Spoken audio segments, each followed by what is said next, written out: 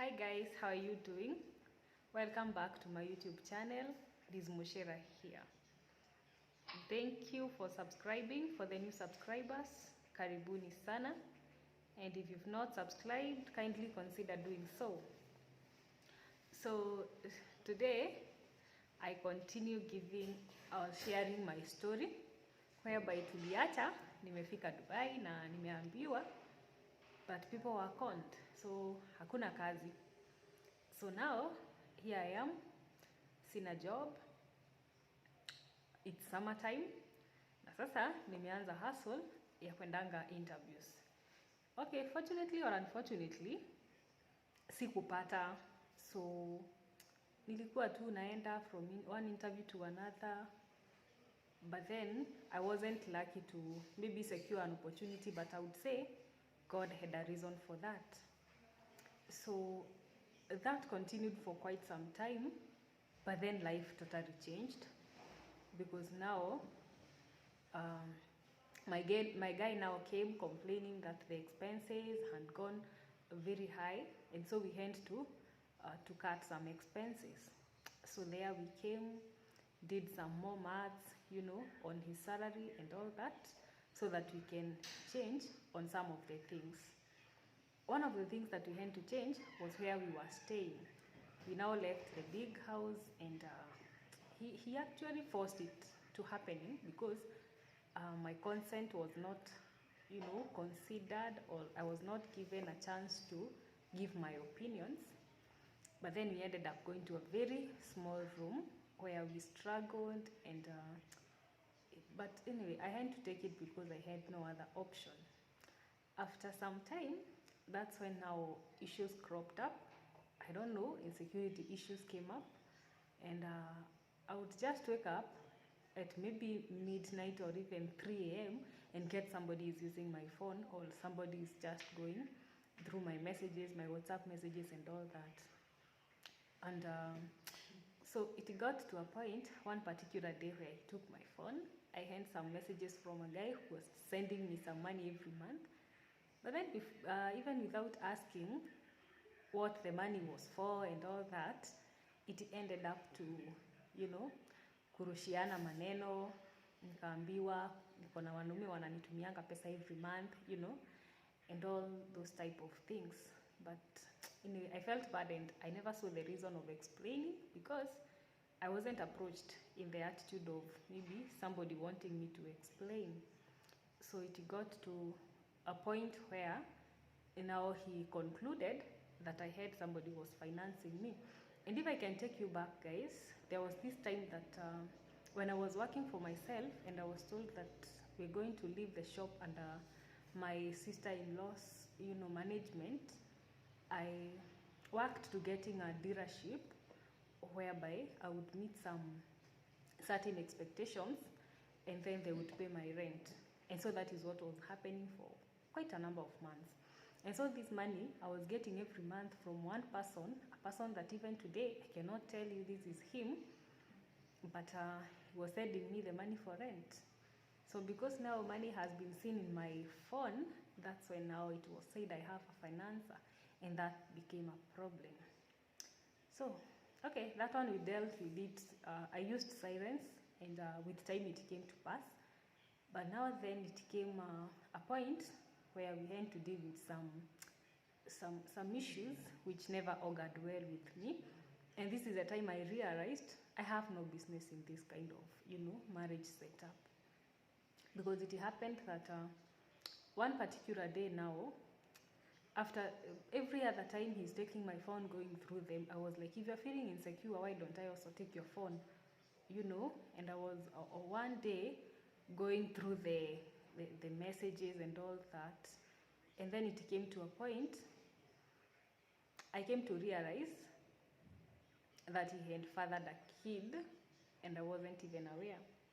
So what happened is there was a case we were trying to solve at home, and so I was using his phone because he was the one who had credit.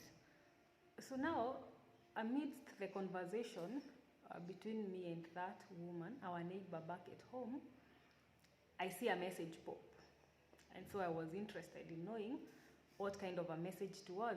Because, okay, fine, I saw from the notification bar some words, and I knew there was something that was happening behind my back.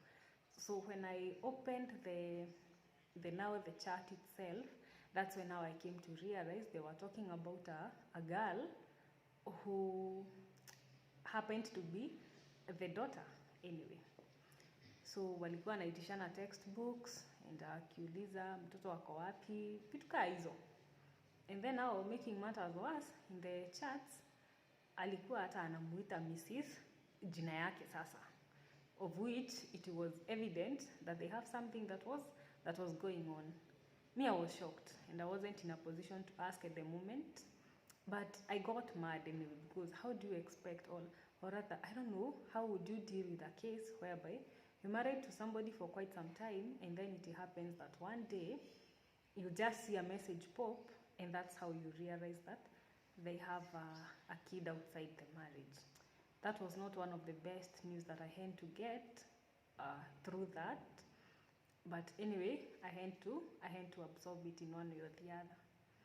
So now it was issues trying to talk with him about it, because I was there asking him, so what's the meaning of this? And he's there telling me, I couldn't tell you before because you are, he used the term opinionative. I'm opinionative. And if he would have told me, I would definitely not have settled for him, of which, yes, I have no apologies for that, because if I knew before, I wouldn't.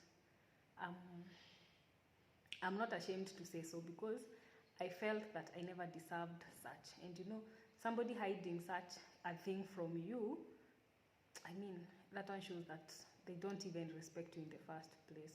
So my trust in him was gone to some extent.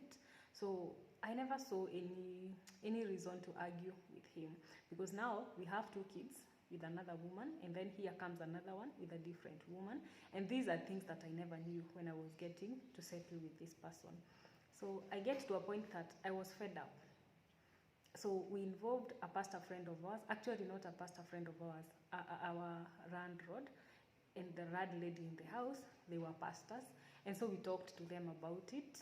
Personally, I did, because it was out of shock, and Mark, I'm far from home, so I wouldn't maybe get a chance to talk with my parents. And so when I talked to them, they were also shocked. So the dad now decided to call him and talk to him so that he would know what exactly was happening. And so after he was asked, now that is when he starts talking about, you know, negative things about me, how I don't even cooperate, you know. And then the man was asking him, how do you expect her to cooperate with you, whereas you've hidden a lot of things from her? It's the high time you just let her know what has been happening or what is in your past, so that you can work together. And he brought issues over that. I don't know why. So those parents tried to bring us back together again, which somehow they managed, yes, for lack of another option. And we sat down and, you know, talked things over, of which I never felt 100% satisfied, because now this is another member of the family, and I wasn't ready to settle in an extended family to that extent. Yeah. So we talked about it, and I wouldn't say it was conclusive. I just ignored, and that was it. But then now came the physical violence part of it, because he became, so I don't know, is it mad because we shared with those parents? I don't know what I can say, but the fact is he started being violent from that point now. And I remember one particular day, he was going for gym after work. So I was there, I had prepared some pancakes, which he decided he was supposed not to eat for his own reasons. And so he came and said, oh, the pancakes are looking good and all that, let me have one. And he was there using serviette to, you know, to reduce the oil in them. But then I went and I was like, why, instead of doing this, why don't you just leave alone the pancakes and eat your arrowroots or something. And then he said, let me just eat, I don't know what. So because this mom that I'm talking about was in the house, we were in the kitchen together, I told her, Mama, why don't you talk to your son to stop eating, oily stuff, because he's as well going for gym. Hey, mi sijui kama jamaa alikuwa amenitega or what happened. He just stood, making noise all over, and he was using Swahili because the woman that was with us was from Cameroon, so she wouldn't understand Kiswahili. So he was all over now telling me, oh, you should not even be cooking for me, sijui what. It happened like an outburst. Yani ni kama tu alikuwa anangoja opportunity to react. But anyway, it happened it was dramatic for a few minutes. And then the woman was there asking, and if I may ask, Caroline, what is happening? Because this is not normal. And then I was like, okay, this is what has transpired. So I explained to her, hey, now here came the shock. After, quarreling with me for some time over nothing, because that is what I would say, he left us and went now to our bedroom and left us in the kitchen with Mama. So she was like, what's wrong with your hubby? He usually has anger issues, because I see how he reacts just all of a sudden. Then I was like, I don't even understand why he had to be mad to that extent just because of telling him not to eat pancakes. Well, now here came the shock. He went to in the bedroom and quoted a Bible verse that he used for his status, and that Bible verse was all about insults. And that chapter, I must say, changed my view of him, changed my view of that marriage completely, until nikakuwa sasa sina hata psyche ya kukuwa nimeolewa na yeye tena. And from that day, after reading that text, that's when I knew he never valued the institution that we were in. And so I decided completely that that is the time I will start now acting towards kutoka kwa hiyo ndoa. But little did I know that much insult would come. So with the message that was in his status, he later said that, because he put and then deleted a few minutes later, but then he said he is a preacher. I quote him, I am a preacher and I can post what I want to post. And I was like, if that's the case, why do you delete? But anyway, guys, I would like you to go and check from the book of Hosea 9 from 11 to 14. So we'll meet next time, guys, to see the kind of message that was written in his status. And if you read that verse, comment down below, guys, whether that is something that somebody who claims to be a man of God would go ahead and post as a status simply because they have an issue with the wife. Thank you guys for watching. Until next time, God bless you. Bye.